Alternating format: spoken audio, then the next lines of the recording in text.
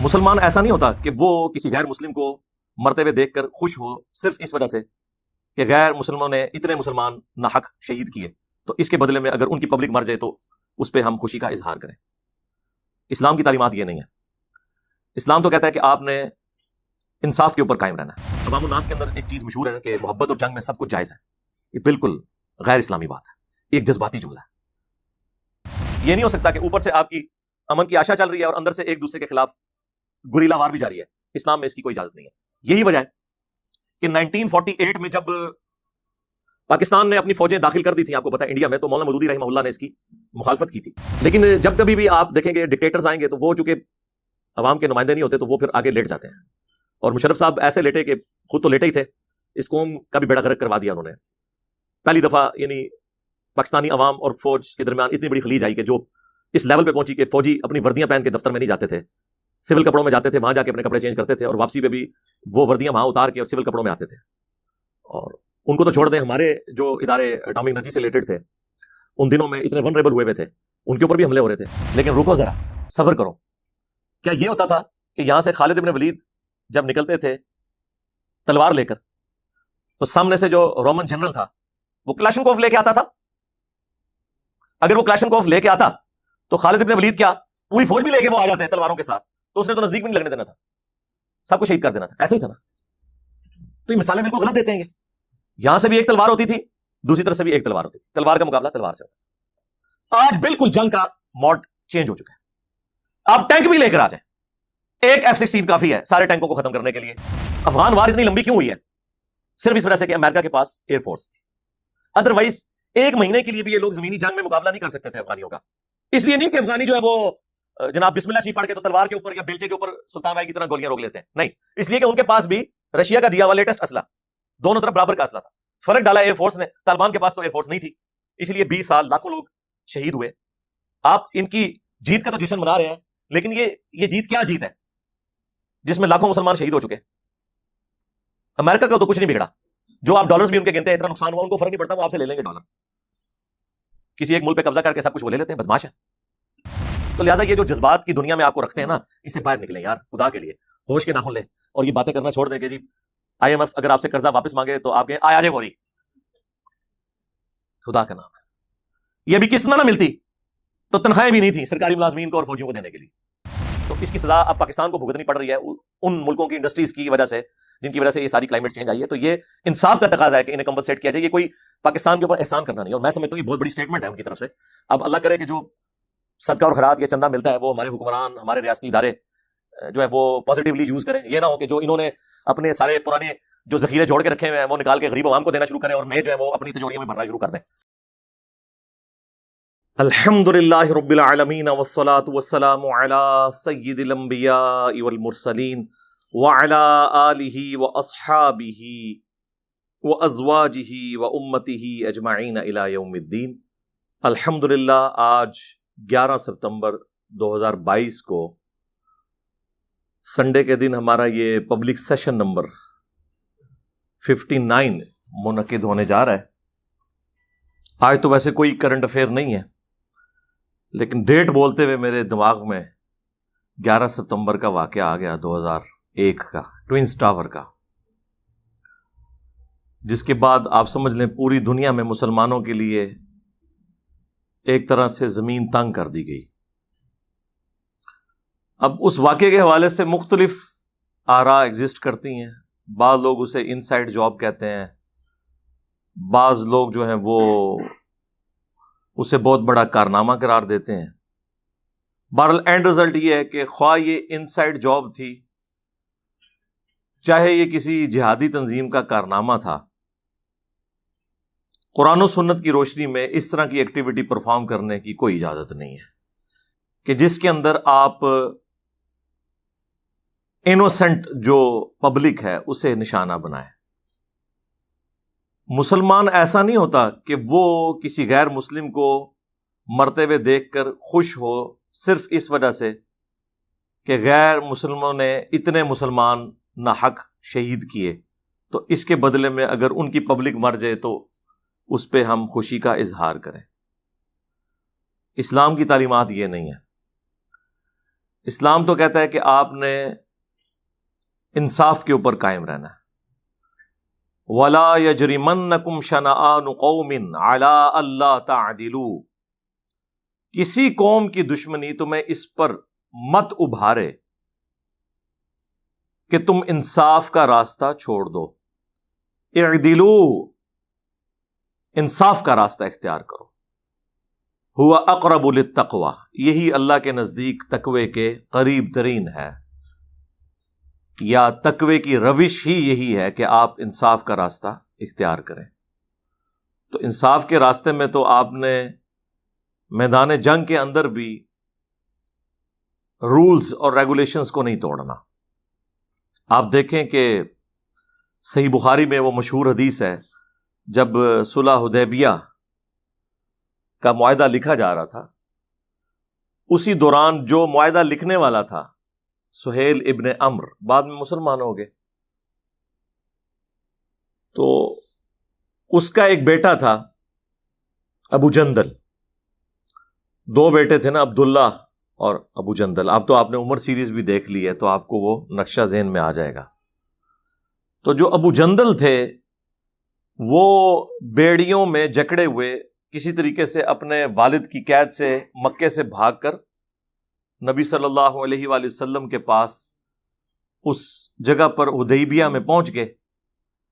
اب معاہدے میں ایک شک یہ بھی لکھی گئی تھی کہ اگر کوئی شخص مکے سے مسلمان ہو کر مدینہ شریف آیا تو اسے واپس کر دیا جائے گا، اور اگر کوئی مسلمان مدینے سے مکے کی طرف گیا تو اسے واپس نہیں کیا جائے گا. کیسی یعنی ناانصافی پہ مبنی ایک شرط تھی. نبی علیہ السلام نے اسے قبول کر لیا کیونکہ اس کے اندر تو پھر ابو بصیر والا معجزہ ہونے والا تھا. وہ آپ میری ویڈیو دیکھ لیں، ایک شخص کے ذریعے اللہ تعالیٰ نے کس طریقے سے کایا کلب کر دی مسلمانوں کی. تو نبی علیہ السلام ایگری فرما گئے. اسی موقع پر وہ محمد رسول اللہ بھی کاٹنے کے لیے کہا گیا، وہ بھی محمد بن عبداللہ لکھوایا گیا.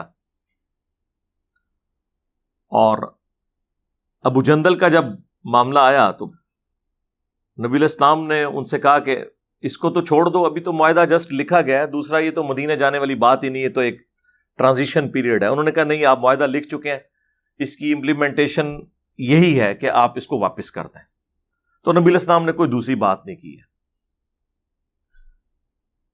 حالانکہ ابو جندل وہاں پہ چیخ رہے تھے، اتنے صحابہ کے دل اس وقت غمگین تھے، کلیجہ منہ کو آ رہا تھا کہ اب اس حالت میں جو اپنے باپ کی بیڑیاں جو ہے وہ توڑوا کر یہاں پر آیا ہے، جب اسی باپ کے حوالے سے کیا جائے گا تو اس کے ساتھ کیا سلوک کریں گے، وہ آپ سوچ سکتے ہیں.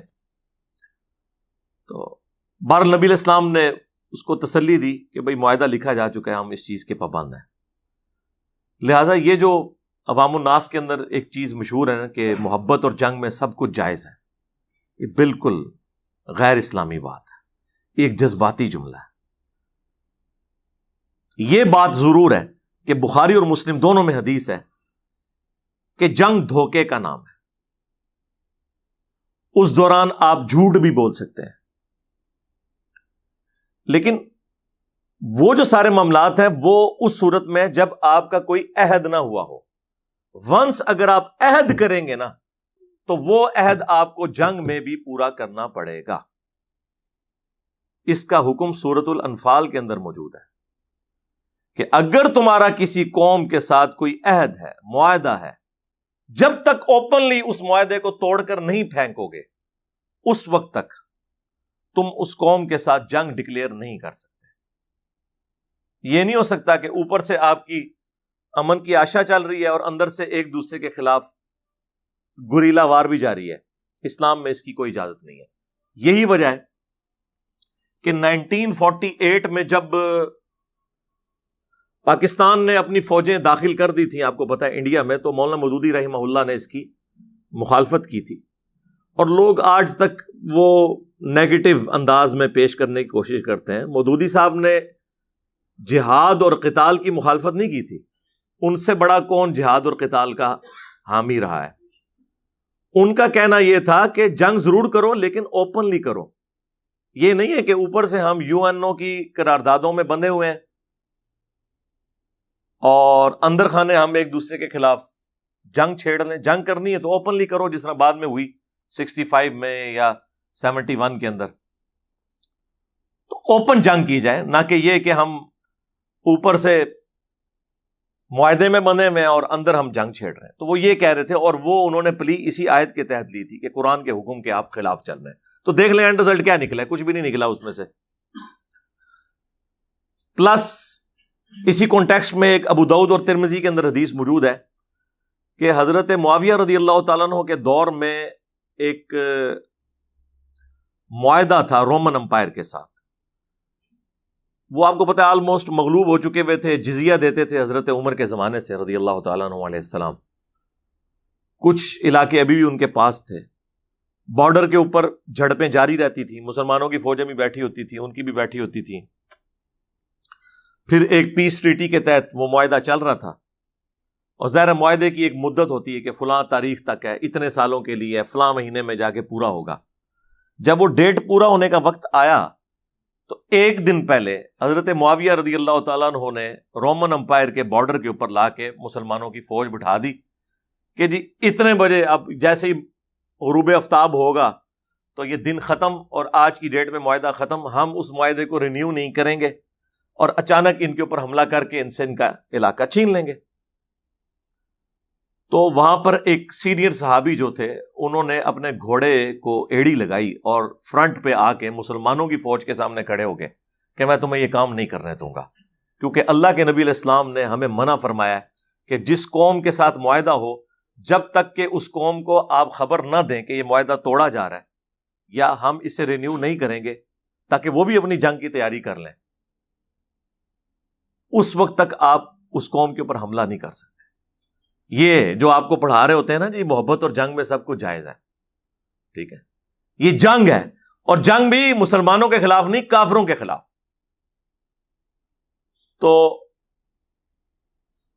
اور پھر انہوں نے سورۃ الانفال کی اس آیت کا حوالہ دیا. اب سورۃ الانفال کی اس آیت کے کانٹیکسٹ میں جتنی مسلمانوں نے تفاسیر لکھی ہیں نا، تو یہ حدیث وہ ترمذی اور ابو داؤد کی لے کے آتے ہیں اس کانٹیکسٹ میں. تو حضرت معاویہ رضی اللہ تعالیٰ عنہ کو مجبوراً اپنا ڈیسیژن واپس لینا پڑا. اسلام یہ نہیں کہتا کہ آپ نے کسی کے علاقے کے اوپر قبضہ کر لینا ہے یا آپ نے کسی کو نقصان پہنچا دینا ہے اور آپ ون ون سچویشن میں آ گئے ہیں. نہیں، سارے معاملات پیرلل میں دیکھ کر چلنے ہیں. اللہ کے رولز نہیں ٹوٹنے چاہیے، انسانیت وائلیٹ نہیں ہونی چاہیے کہیں پر. یہ سارے معاملات کے ساتھ ساتھ ان ساری چیزوں کو دیکھ کر چلنا چاہیے. تو یہ بات میں نے وہ شروع کی تھی 11 سپٹمبر 2001 9/11 کے واقعے سے. اس کے بعد سے مسلمانوں کے لیے ایک تکلیف دہ چیز شروع ہو گئی. سب سے پہلے تو پاکستان تختہ مشق بن گیا، چونکہ ہم افغانستان کے پڑوس میں تھے.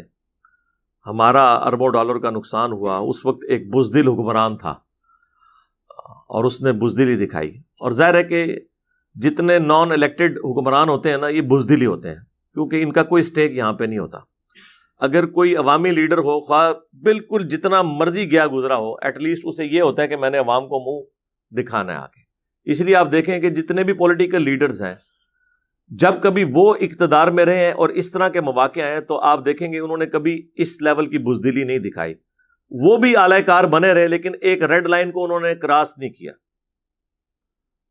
پوری دلیری کے ساتھ معاملات کو لے کر چلے. یعنی ذوالفقار علی بھٹو صاحب نے پاکستان کا سارا یہ اٹامک پروگرام جو ہے، اسے پورا انہوں نے پیشن کے ساتھ اس وقت چلایا، اگرچہ امریکہ کی اتنی مخالفت تھی.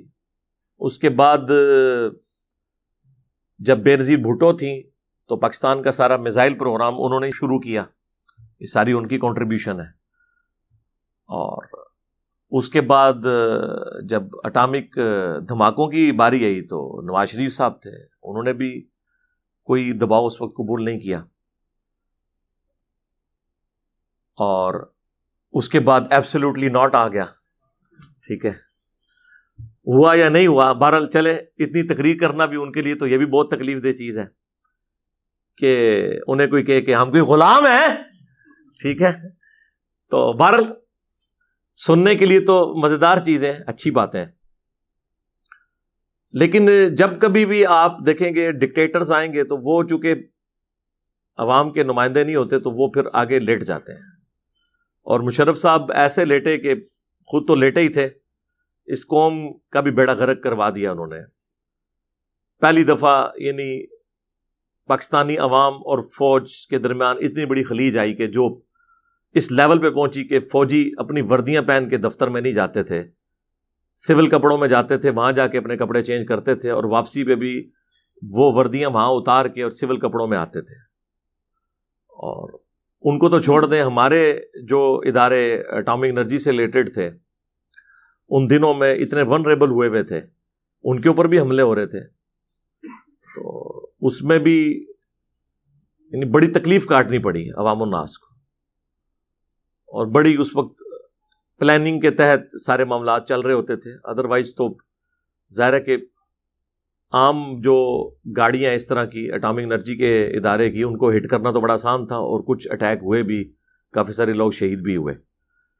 ظاہر ہے وہ ایک معاملہ سول وار کی طرف ہی چلا گیا. کچھ لوگ نان اسٹیٹ ایکٹر کے طور پر سامنے آئے, ان کا جو غصہ تھا وہ اپنی جگہ جسٹیفائی تھا, لیکن وہ پھر انہوں نے جو ایک ریڈ لائن کراس کی وہ ایک غلط معاملہ ہو گیا. بہرحال اس طرح کی جو ایکٹیویٹیز ہوتی ہیں ان دا لانگ ٹرم ان کے نقصانات ہی ہوتے ہیں. لہذا مسلمانوں کو کوئی بھی اس طرح کی ایکٹیویٹی پرفارم نہیں کرنی چاہیے کہ جس کی وجہ سے باقی مسلمان تکلیف میں آئے. وقتی طور پہ آپ کوئی فائدہ حاصل کر لیں گے لیکن نکلے گا اس میں سے کچھ بھی نہیں. اور اب ان خوابوں کی دنیا سے باہر نکلیں جو ہمیں یہاں جذباتی تقریریں کروا کے لوگ تیار کرتے رہتے ہیں. ذرا سا کوئی ایشو شروع ہو جائے فلسطین میں, یہاں پہ مولوی چندے لینے کے لیے سامنے نکل آتے ہیں, ان کی روزی روٹی شروع ہو جاتی ہے. انہوں نے ایک لبادہ اوڑا ہوا ہے صرف جسٹ دکھلاوے کا. پریکٹیکلی نہ تو یہ وہاں جا سکتے ہیں لڑنے کے لیے, چلے جائیں تو ان کی لاشیں واپس منگوانے کا خرچہ اتنا زیادہ ہوگا کہ ہم کہیں گے کہ وہیں پہ دفنا دیں ان کو. ظاہر ہے ڈنڈوں کے ساتھ اور تلواروں کے ساتھ تو آج کل جنگ نہیں ہوتی. ہاں ٹی وی پہ دیکھنے کے لیے اچھا ہے کہ ایک بندہ تلوار کے ساتھ مسجد میں کرتب کر رہا ہے اور پیچھے کوئی جہادی ترانہ چل رہا ہے, تو وہ یہ تلوار والے 1000 بھی ہوں تو سامنے تو ایک بندہ بھی آ جائے وہ تو ساروں کو بھون کے رکھ دے گا. تو آج کل چونکہ ایک پروفیشنل آرمیز والا سلسلہ ہے تو لہٰذا عام آدمی تو اس طریقے سے جنگ لڑ بھی نہیں سکتا, اور نہ اس کی ذمہ داری ہے کہ وہ یہاں بیٹھ کے کڑتا رہے کہ جی میں وہاں جا کے کیا کروں گا. آپ نے کچھ نہیں کرنا میرے بھائی. جب سیدنا عمر کے زمانے میں بھی پراپر آرمی بن گئی تھی تو سب لوگ جہاد میں نہیں جاتے تھے. حضرت عمر کس جہاد میں گئے ہیں؟ نہ قادسیہ میں گئے, نہ یرموک میں گئے, باقیوں کو روانہ کیا, اور سارے لوگ وہاں سے جاتے بھی نہیں تھے.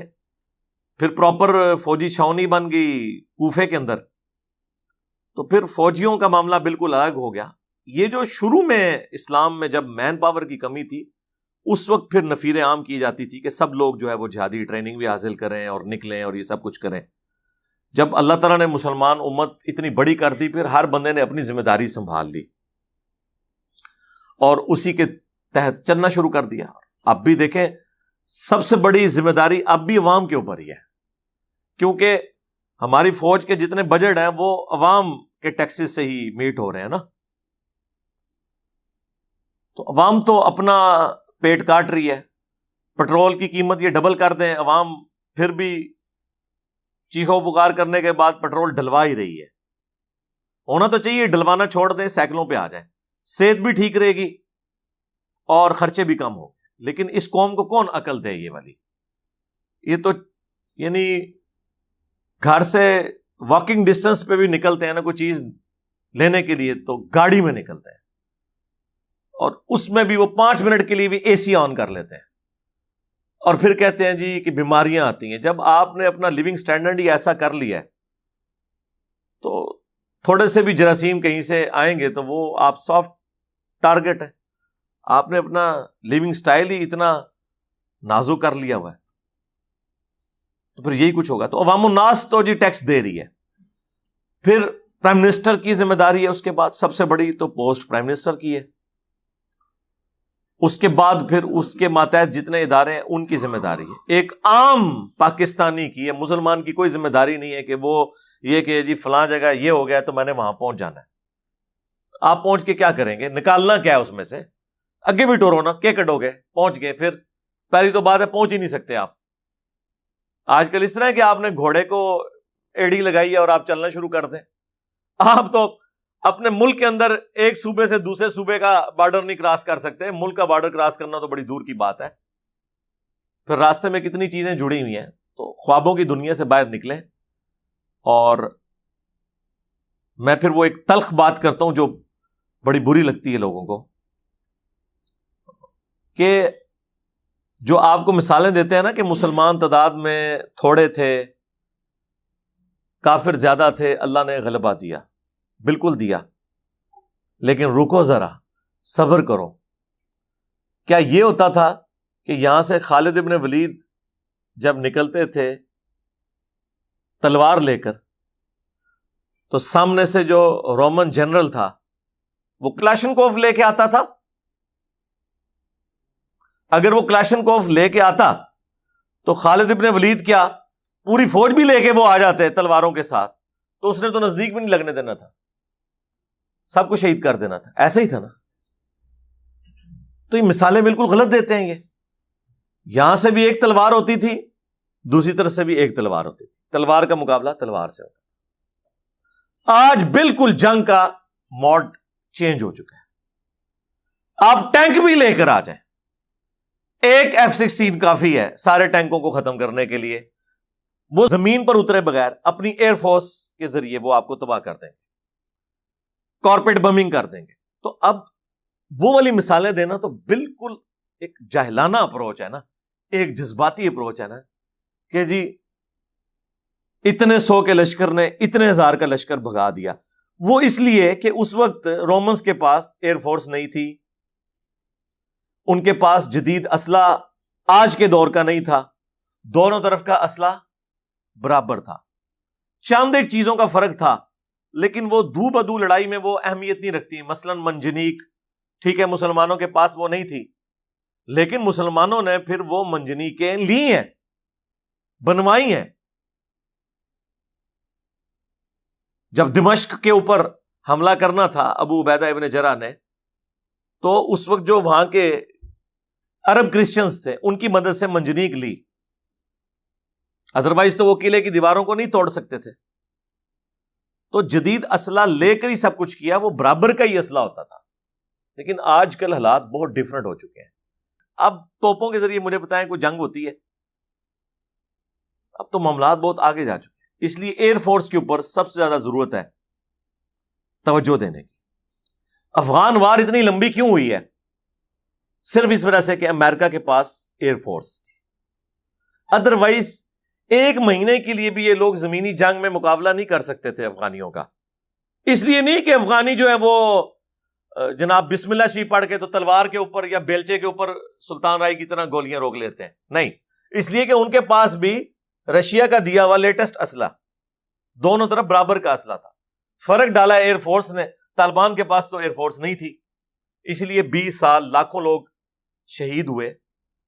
آپ ان کی جیت کا تو جشن منا رہے ہیں، لیکن یہ جیت کیا جیت ہے جس میں لاکھوں مسلمان شہید ہو چکے. امریکہ کا تو کچھ نہیں بگڑا. جو آپ ڈالرز بھی ان کے گنتے ہیں اتنا نقصان ہوا، ان کو فرق نہیں پڑتا، وہ آپ سے لے لیں گے ڈالر. کسی ایک ملک پہ قبضہ کر کے سب کچھ وہ لے لیتے ہیں، بدماش ہیں. نقصان تو ہمارا ہوا.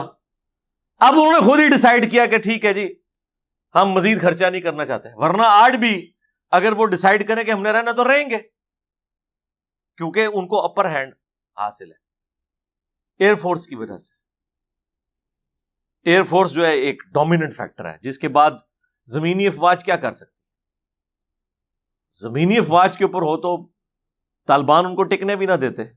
ظاہر طالبان زیادہ ٹف ماحول کے عادی ہیں ایز کمپیئر ٹو امریکن فوجیوں کے. جس طرح اس زمانے میں عرب کے لوگ ٹف ماحول کے عادی تھے ایز کمپیئر ٹو رومنز کے. صرف ان کے اندر ایک طوائف الملوکی تھی کہ آپس میں لڑتے تھے اور لیڈر کوئی نہیں تھا. اللہ تعالیٰ نے انہیں لیڈر بھی دے دیا. محمد رسول اللہ صلی اللہ علیہ وآلہ وسلم کی شکل میں ایک جھنڈے کے نیچے جمع ہوئے، پھر انہوں نے رومنز اور پرشینز کو الٹ کے رکھ دیا. اس لیے کہ وہ بھی تلوار لے کر آتے تھے، یہ بھی تلوار. سامنے سے تیر ہے تو ادھر بھی تیر. اب مجھے بتائیں اگر ادھر تیر ہوتے مسلمانوں کی طرف سے اور سامنے رومنز اور پرشینز کے پاس ٹینک ہوتے تو کیا یہ تیر ان کا مقابلہ کر سکتے تھے؟ تو لہٰذا یہ جو جذبات کی دنیا میں آپ کو رکھتے ہیں نا، اس سے باہر نکلیں یار، خدا کے لیے ہوش کے ناخن لیں اور یہ باتیں کرنا چھوڑ دیں کہ جی IMF اگر آپ سے قرضہ واپس مانگے تو آپ کہیں آیا جے فوری. خدا کا نام ہے، یہ بھی قسط نہ ملتی تو تنخواہیں بھی نہیں تھیں سرکاری ملازمین کو اور فوجیوں کو دینے کے لیے. یار ڈان بنے ضرور، لیکن کچھ جیب میں ہو تو بنے. اب تو یہ ساری اکانومی کی وار ہے نا، اس کے بغیر تو کچھ بھی نہیں ہوگا. تو اس لیے یہ بڑھ کے مارنا اور اس طرح کی ساری باتیں کرنا، تو اس طریقے سے کوئی معاملات نہیں چلتے. افغانستان کی صورتحال آپ کے سامنے ہے، کتنا مشکل وہ ٹائم گزار رہے ہیں. ظاہر ہے کہ پہلے تو اکانومی کے اندر جان تھی نا، امریکہ ڈالر بھیج رہا تھا. اب ظاہر ہے وہ تجارت کریں گے، کمائیں گے تو کھائیں گے نا. مشکل وقت ان پہ بھی شروع ہوا اس حوالے سے. دروشی پڑھ کے یا ذکر اذکار کر کے تو سارے معاملات نہیں چلتے نا.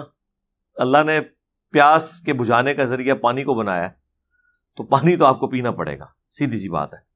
تو اس لیے ان سارے معاملات کو دیکھ کر چلنا چاہیے. اور ابھی میں نے سیلاب کے اوپر بھی بڑی تفصیلی گفتگو 2 نشستوں میں کی ہے، وہ اپلوڈ ہوئی ہے. اس میں نے جو سیلاب کے بعد کرنے کے کام ہیں ان کے اوپر بھی میں نے ڈسکشن کی تھی. اس میں نے ایک پوائنٹ اٹھایا تھا، مجھے بڑی خوشی ہوئی ہے کہ UNO کے جو سیکرٹری جنرل ہیں وہ پاکستان آئے ہوئے ہیں. انہوں نے کل بڑی اچھی، یعنی آپ سمجھ لیں اسٹیٹمنٹ جاری کی ہے کہ دوسرے ملکوں کی گناہوں کی سزا مسلمان یہاں پہ پاکستانی جو کاٹ رہے ہیں، اور جو تباہی ہوئی ہے جس میں پاکستان کا تو کوئی قصور نہیں ہے.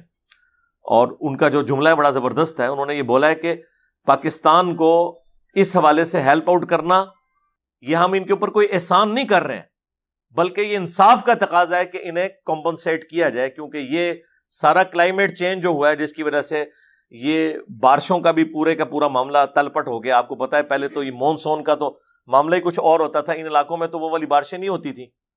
تو اس کی سزا اب پاکستان کو بھگتنی پڑ رہی ہے ان ملکوں کی انڈسٹریز کی وجہ سے جن کی وجہ سے یہ ساری کلائمیٹ چینج آئی ہے. تو یہ انصاف کا تقاضا ہے کہ انہیں کمپنسیٹ کیا جائے. یہ کوئی پاکستان کے اوپر احسان کرنا نہیں. اور میں سمجھتا ہوں یہ بہت بڑی سٹیٹمنٹ ہے ان کی طرف سے. اب اللہ کرے کہ جو صدقہ اور خیرات یا چندہ ملتا ہے وہ ہمارے حکمران، ہمارے ریاستی ادارے جو ہے وہ پازیٹیولی یوز کریں. یہ نہ ہو کہ جو انہوں نے اپنے سارے پرانے جو ذخیرے جوڑ کے رکھے ہوئے ہیں وہ نکال کے غریب عوام کو دینا شروع کرے اور نئے جو ہیں وہ اپنی تجوریوں میں بھرنا شروع کر دیں. یہ کام اب نہ شروع کر دیں، ورنہ تو موت تو قریب ہے. کئی لوگ تو دنیا میں ہی آپ کو نظر آتا ہے کہ بھگت رہے ہوتے ہیں اس طرح کی حرام خوریاں. تو مرنے کا عذاب تو ابھی مرنے کے بعد کا باقی ہے. اللہ تعالیٰ پاکستان کے حالات کے اوپر رحم و کرم فرمائے، پوری دنیا کے مسلمانوں کے اوپر رحم و کرم فرمائے. صلو علی محمد و آل محمد، اللہم صلی علی محمد و علی آل محمد و اصحاب محمد و ازواج محمد و امت محمد اجمعین الی یوم الدین. آمین.